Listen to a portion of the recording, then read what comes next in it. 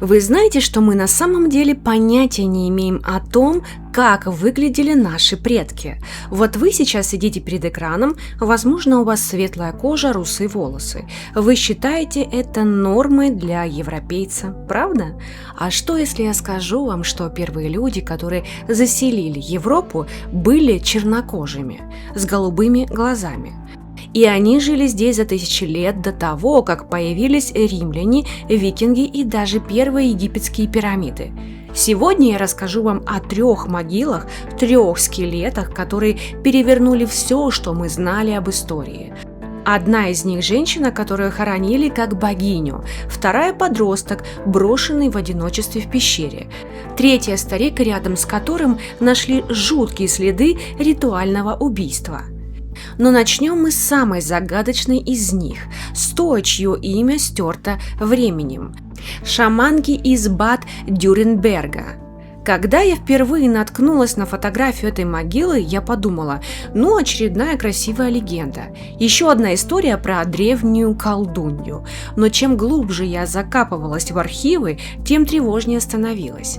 Эта история начинается не с науки, а с настоящего варварства. 1934 год, Германия, небольшая местность возле реки Зале. Обычные рабочие копают траншею под водопровод в чьем-то саду. И вдруг их лопаты упираются во что-то твердое. Кости? Много костей. Казалось бы, должны приехать ученые, оцепить место, делать снимки каждый миллиметр. Ничего подобного. Вместо этого появляется местный музейный работник Вильгельм Хеттинг. И знаете, что он делает? Он сходит с ума от спешки.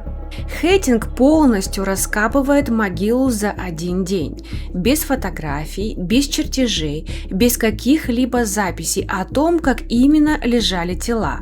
Почему такая спешка? Официальная версия звучит смешно. На следующий день этот сад должен был открыться для посетителей, и хозяева не хотели, чтобы у них под окнами копошились археологи. Плюс местные жители уже начали растаскивать древние кости по домам как сувениры. Хеттинг просто выгреб из ямы все, что смог, засыпал землей, и на этом история была забыта почти на целый век. И вот здесь у меня к вам вопрос. Вы действительно верите, что взрослый музейный специалист, который понимает ценность находки, уничтожил уникальное захоронение из-за графика работы сада? Лично мне это кажется отговоркой, словно он видел там что-то такое, что его испугало. Или, быть может, он понял, что не сможет объяснить увиденное и решил просто замести следы? Прошло почти 100 лет. Наступил 2019 год. Ученые вооружились георадарами и вернулись на то же самое место. И вот тут началось самое интересное. Используя современные технологии, они смогли восстановить картину, которую Хеттинг так старательно уничтожил. Оказывается, эта женщина сидела. Она не лежала на спине, как это делали почти все древние люди. Не была скрючена в позе эмбриона. Она сидела с прямой спиной, почти как статуя Будды. Ее лицо было обращено строго на юг. На ее коленях, поперек рук и бедер, лежал младенец. Но это еще не все. Вокруг тела нашли следы красной охры. Ее кожа когда-то была полностью окрашена в кроваво-красный цвет, а сверху могилу накрыли древними щитами, обмазав толстым слоем глины, и только потом засыпали землей. Знаете, это больше похоже не на похороны, а на консервацию, будто они боялись, что она восстанет, и хотели изолировать ее под толщей грунта. 9000 лет назад. Это не 4000 лет старше Стоунхенджа. Чтобы вы понимали масштаб, когда она умерла, в мире еще не существовало письменности, не было колес, а люди только начинали приручать собак. И вот в такое темное время появляется погребальный обряд, который по сложности не уступает египетским фараонам. А теперь давайте посмотрим на инвентарь, который положили с ней в могилу. Это не просто камни, это настоящий набор убийцы или целителя. Рядом с ней лежали каменный топор и молот, а еще 31 микролезвие. Маленькие острейшие пластины из камня, которые вставлялись в рукоятки и превращались в пилы, ножи и наконечники для копий. В те времена это был такой же хай-тек, как сейчас iPhone. Но самое прозаичное, что все эти лезвия хранились в контейнере, и сделан этот контейнер был из плечевой кости журавля. Скажите, зачем обычной женщине, даже очень уважаемой, нужны были смертельные лезвия в одном месте? Это же не просто инструменты, это сила или символ власти. Но я даже не дошла до самого странного. Вместе с ней нашли больше 140 зубов и костей животных, зубов бизонов, кабанов, благородных оленей и даже вымершего тура, огромного быка, которого сейчас уже не встретишь в природе. Там были расколотые клыки, отполированные до блеска лопатки, выкрашенные красной краской, а еще рога косули. Ученые уверены, она носила этот рогатый головной убор при жизни. Итак, давайте перенесемся в те времена. Лес, выходит темнокожая женщина с синими глазами, вся в костях, на голове рога, люди в шоке. Но когда ученые изучили ее кости, они были в шоке.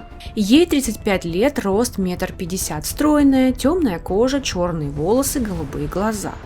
На костях почти нет следов тяжелой работы, а зато суставы стерты. Она проводила годы на коленях, так долго, что это деформировало кости.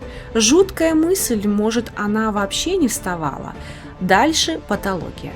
2 шейных позвонка деформированы, в основании черепа отверстие. Если она запрокидывала голову, пережималась артерия, идущая к мозгу.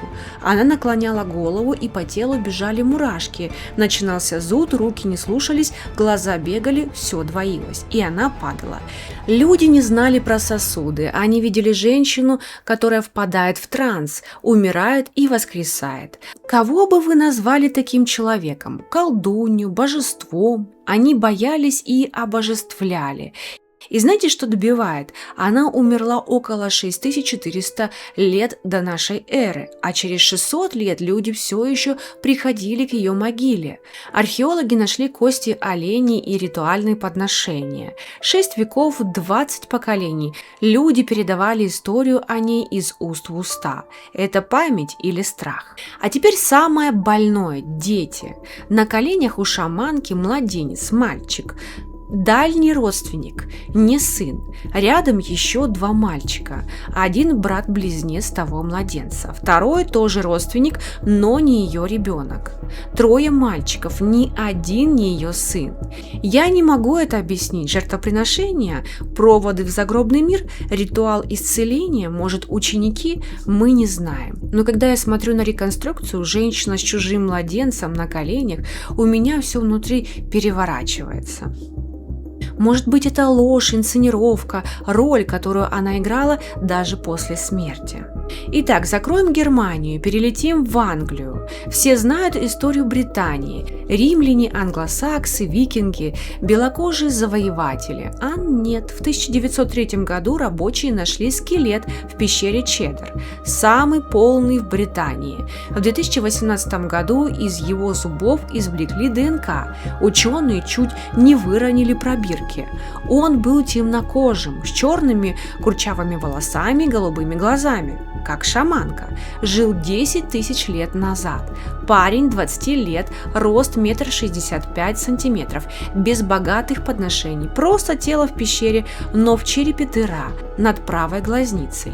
Не от зубов, не естественное, удар, инфекция или посмертный ритуал. Может быть, кто-то пробил ему череп после смерти. Зачем? Чтобы выпустить дух, чтобы и не восстал? В Британии тех лет люди хоронили группами, а он лежит один в целой пещере. Почему? Изгой, больной, которого боялись, и самое безумное, у него есть живой родственник из того же Сомерседа. У них совпала митохондриальная ДНК, самая длинная генетическая линия в истории. Когда поставили рядом реконструкцию и его фото, все ахнули. Одинаковый нос, брови, как близнецы, разделенные 10 000 лет. Третья история – Люксембург. 1935 год. Школьный учитель копает под скалой и находит почти идеальный скелет. Кости законсервировались в известняке. Мужчина, 60 лет. Для каменного века глубокая старость. ДНК, темная кожа, черные волосы и голубые глаза. Все как у предыдущих. А в нескольких метрах от него была женщина. Но до этого с ней сделали жуткое. Сняли кожу, отрезали стопы, убрали нижнюю челюсть, выскоблили череп. А она умерла на 1000 лет раньше его. Почему его похоронили с почестями, а ее нет? Может, она была ведьмой в глазах племени или жертва ритуала? Никто не знает. И новых исследований не планируется. 3 скелета, 3 судьбы. Их объединяет одно. Они не такие, как мы привыкли представлять древних европейцев. Европа стала белой позже, когда с востока пришли мутации, отвечающие за светлую кожу, и вытеснили этих голубоглазых охотников. Почему именно голубоглазые и темнокожие встречаются в самых странных захоронениях? Совпадение?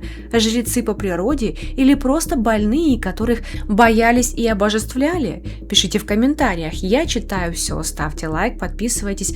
Это только начало. А с вами была Кира Котова, я с вами не прощаюсь и говорю вам пока-пока.